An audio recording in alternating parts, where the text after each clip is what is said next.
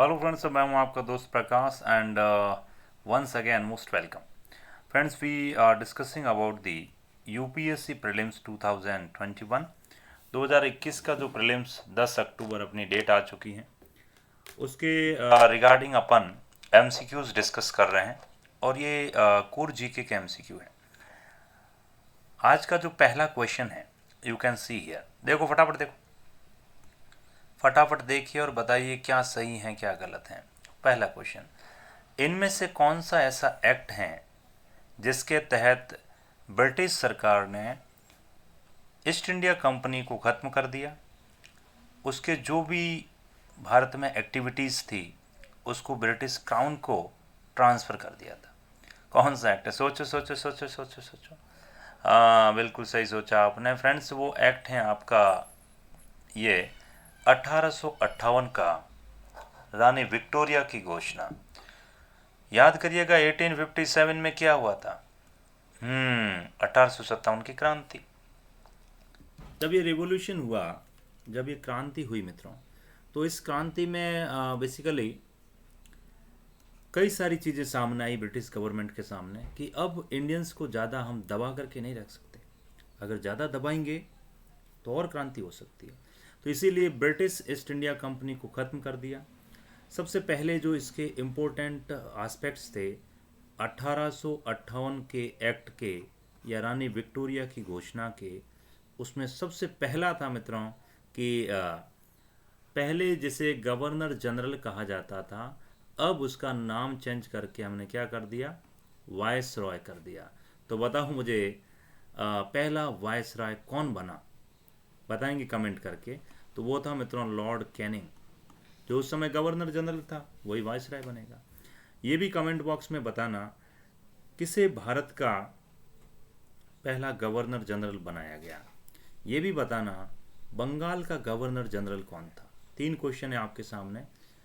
Governor general of Bengal, then governor general of India and Bharat का पहला viceroy. ये तीनों क्वेश्चन है, इनके आंसर दीजिएगा। एक का आंसर मैंने दे दिया है।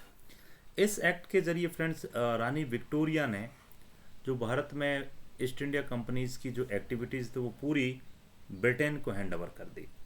और जो बोर्ड ऑफ कंट्रोल था फ्रेंड्स, बोर्ड ऑफ कंट्रोल और कोर्ट ऑफ डायरेक्टर, जो BOC एंड COD बनाए गए थे, इन दोनों को ख़त्म कर दिया गया।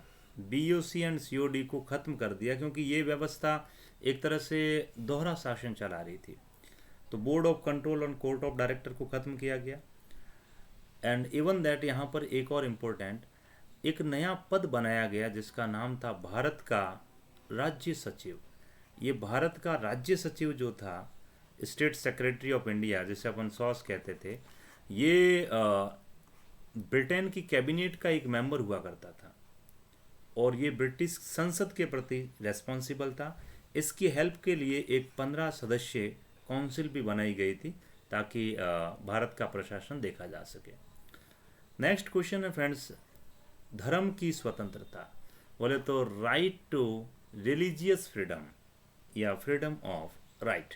बताओ जल्दी बताओ क्या सही है, कौन सा स्टेटमेंट सही है कि कोई a person cannot be forced to attend religious instruction in a state reorganised educational institution.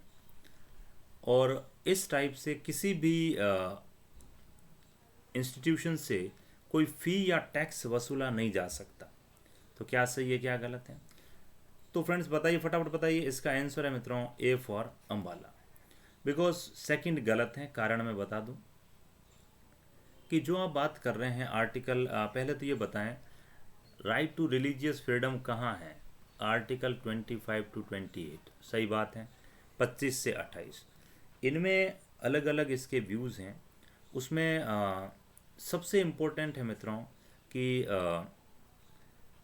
ये उन्हीं उन्हीं मतलब वही शिक्षण संस्थाएं प्रोटेक्टेड हैं इसके तहत जो राज्य द्वारा पूर्णतः वित्त पोषित हैं, या फिर वो जो राज्य से मान्यता प्राप्त हैं और राज्य से फंडिंग लेते हैं, लेकिन ये उन शिक्षण संस्थाओं पर लागू नहीं होता, उन एजुकेशनल इंस्टीट्यूशंस पर लागू नहीं होती हैं जो किसी ट्रस्ट के तहत काम कर रही हैं। तो ये चीज़ क्रिस्टल क्लियर हो।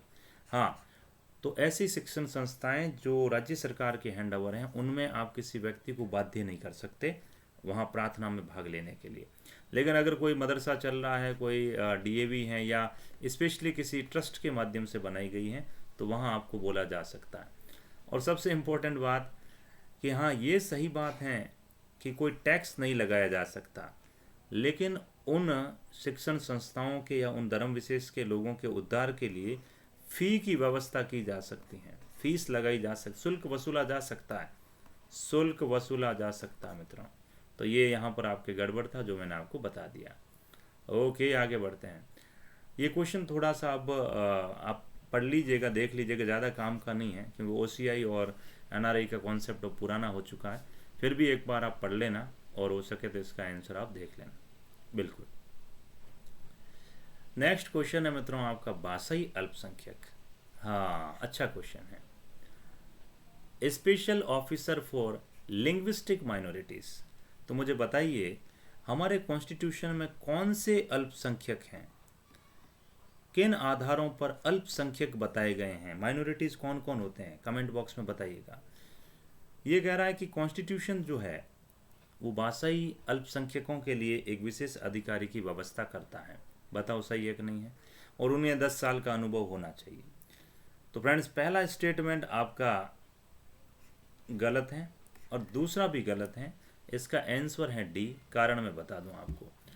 एक्चुअली फ्रेंड्स, जो 7th कॉन्स्टिट्यूशनल अमेंडमेंट हुआ था राज्य पुनर्गठन आयोग 1956, इसके तहत एक भाग 17 में, ये 17 है, भाग 17 में एक नया आर्टिकल स्थापित किया गया था 350 बी, जिसमें एक विशेष भाषाई अधिकारी नियुक्त करने की बात थी। लेकिन ये कॉन्स्टिट्यूशन में नहीं था। ये कौन करेगा? ये राष्ट्रपति करेगा।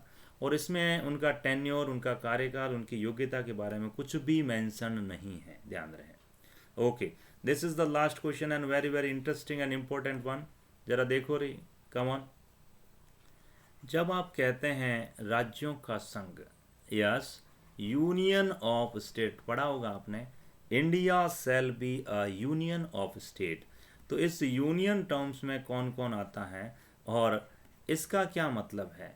टेरिटरी ऑफ इंडिया, भारत का राज्य क्षेत्र या इंडिया का राज्य क्षेत्र। बताओ इसका आंसर क्या क्या होगा मित्रों? यूनियन में कौन कौन आएगा इसमें से? क्या भारत के सारे स्टेट आते हैं यूनियन में? सारी यूटीज आएगी या कोई ऐसा एरिया जो इंडिया बाहर से एक्वायर करें? तो मित्रों, इसका आंसर ओनली वन है। Yes, you have to remember this concept. बहुत इंपॉर्टेंट कॉन्सेप्ट है मित्रों, भूल जाते हैं आप कि जब हम यूनियन की बात करते हैं, यूनियन ऑफ इंडिया, इसमें केवल राज्य, अभी कितने राज्य हैं? 28। लेकिन जब हम बात करते हैं टेरिटरी या भारत का राज्य क्षेत्र, बता दूं यहाँ लिखा है भारत का राज्य क्षेत्र। तो भारत का राज्य क्षेत्र, टेरिटरी ऑफ इंडिया एक बड़ा कॉन्सेप्ट है, जबकि यूनियन एक छोटा कॉन्सेप्ट है, ध्यान रहे। तो टेरिटरी ऑफ इंडिया में सब आते हैं, 28 स्टेट भी आएंगे, 8 यूटीज भी आएगी और अदर एक्वायर्ड एरिया भी आएगा जो हम बाहर से लेंगे। तो यूनियन में केवल स्टेट आते हैं जब लिखते हैं भारत का राज्य क्षेत्र। एक तो भारत का संघ, इसमें केवल राज्य, और टेरिटरी ऑफ इंडिया, इसमें सब कुछ। ओके मित्रों, बाबा take care, thank you so much. अगर आप नए हैं मेरे चैनल पर तो लाइक, शेयर, सब्सक्राइब और बेल आइकन दबाना ना भूलें, क्योंकि इससे रेगुलर नोटिफिकेशन मिलेंगे। और हम सबका टारगेट है 10 अक्टूबर। मैं अभी स्पीड बढ़ाऊंगा, थोड़ी सी ज़्यादा क्वेश्चन लेके आऊँगा। कोर जीके पर भी अपने को कमांड करनी है, बाकी करंट तो अब सब पढ़ते हैं। ओके बाबा, टेक केयर।